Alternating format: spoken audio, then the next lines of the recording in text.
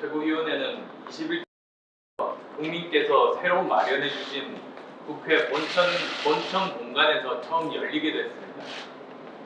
국민께서 주신 소중한 역할과 기대에 응하며 항상 민의의 현장에서 문제를 해결하는 중심에 서고 말과 행동이 같은 국민의 정당으로 그 소임을 다하겠다는 약속을 드립니다.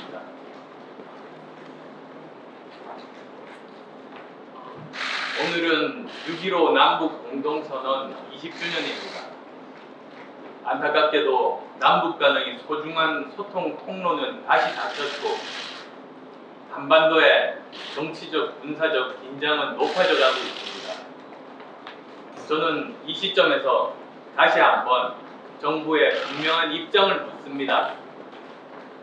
북한의 도를 넘는 비난과 협박에 대한 정부의 기본 입장, 그리고 도발이 현실화될 경우 대책은 무엇입니까?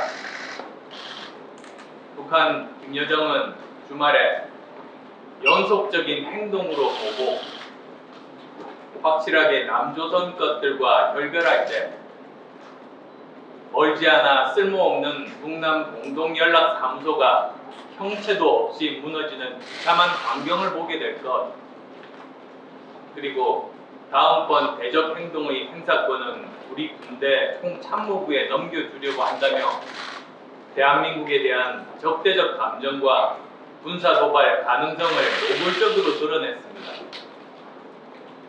저는 이미 지난 금요일 북한의 대북 전단 살포 금지 요구가 단순히 대북 전단의 문제가 아니라 핵 미사일 체계 완성을 위한 전략 도발의 명분 축적용일 가능성에 대비해야 한다고 지적했습니다. 대통령 주재 국가안전보장회의도 소집해야 한다고 말씀드렸습니다. 이태규 최고위원도 북한이 남북연락사무소, 금강산, 개성공단 내 남측 시설 철거 또는 포격 파괴 가능성이 있다고 지적했습니다. 김여정의 담화는 국민의당의 예측과 판단이 현실화될 수 있음을 보여주고 있습니다. 우리 당의 예측이 현실화된다면 한반도 긴장 고조는 물론 남북 관계는 중대한 사태를 맞이하게 될 겁니다. 중대한 사태를 막기 위해서는 무엇보다 먼저 북한의 진위를 파악해야 합니다.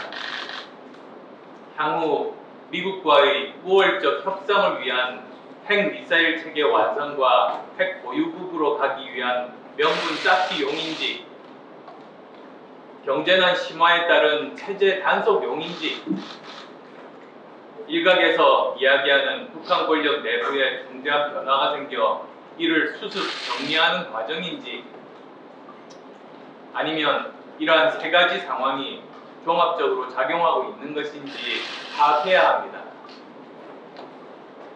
김여정의 담화로 볼 때 북한의 대북 전단 살포 시비는 문제의 본질이 아니고 트집을 위한 트집이라는 점이 확실해졌습니다.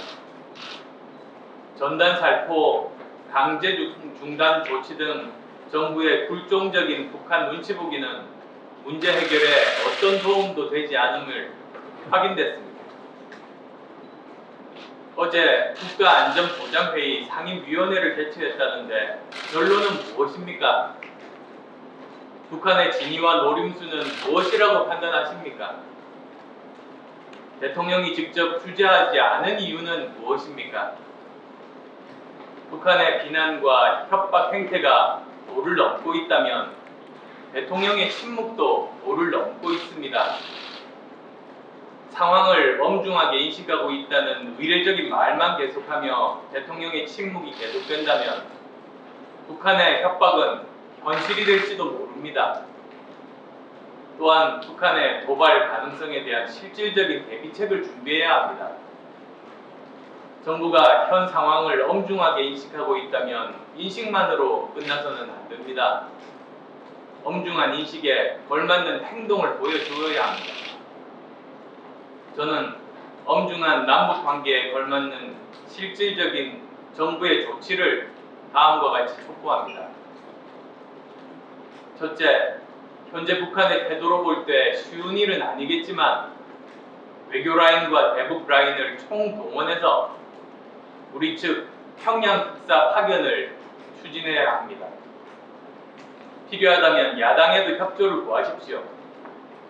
국가 안보와 남북 문제는 여야 한 정파의 문제가 아니라 대한민국 모두의 문제이고 모두가 당사자입니다. 저도 정부가 필요하다고 판단해서 요청한다면 특사단 일원으로 갈 용의가 있습니다. 남북관계의 대원칙은 대화입니다. 어떤 상황에서든 대화의 끈을 놓지 말고 문제는 대화로 풀어가야 합니다. 둘째, 안보실장 주제가 아닌 대통령 주제 국가안전보장회의 소집을 거듭 요청합니다. 이 중차대한 시점에 왜 대통령이 침묵하고 있는지 이해하기 어렵습니다. 다른 문제도 아니고 국가의 안보와 국민의 생명이 달린 매우 중대한 문제입니다. 북한과의 대화와 협력의 기조는 진정성 있게 유지하되 도발과 적대 행위는 결코 좌시하지 않겠다는 강력한 의지를 대통령이 보여주어야 합니다. 셋째, 정부 차원의 공식 대북 경고를 발표하고 전군의 경계 태세 강화를 지시해야 합니다. 국방부나 통일부의 밋밋한 성명과 논평으로 대처할 문제가 아닙니다. 군 당국은 모든 상황에 대비한 확고한 군사 태세를 유지하고 있다는 말에 걸맞은 구체적인 조치를 통해 북한이 경각심을 갖도록 해야 합니다.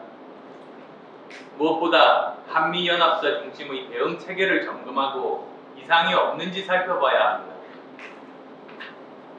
넷째, 미국, 중국, 러시아, 일본 정상과의 핫라인을 가동해야 합니다.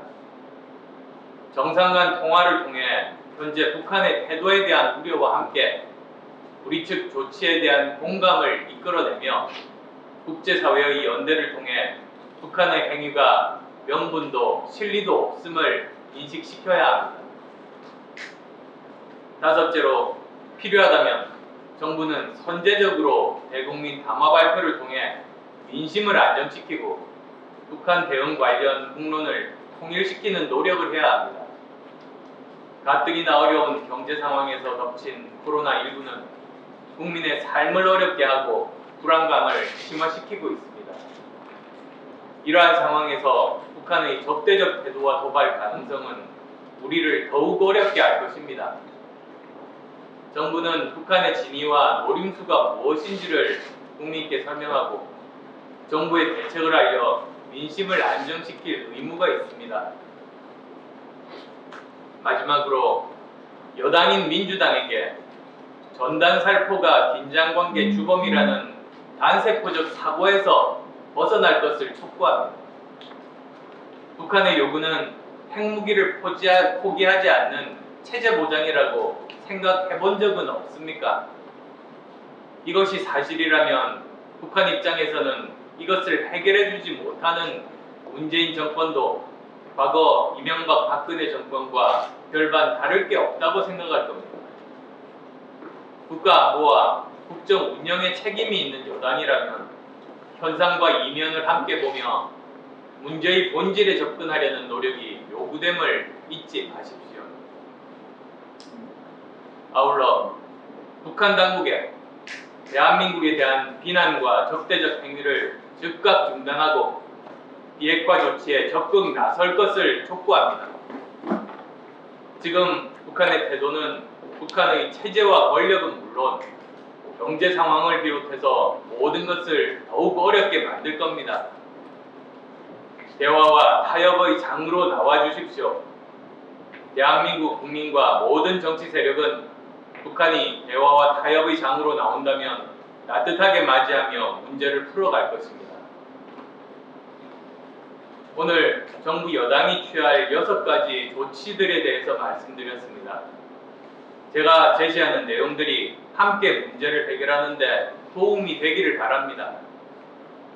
특별한 내용이라기보다 국가로서, 정부 여당으로서 당연히 해야 할 지극히 기본적인 조치들입니다.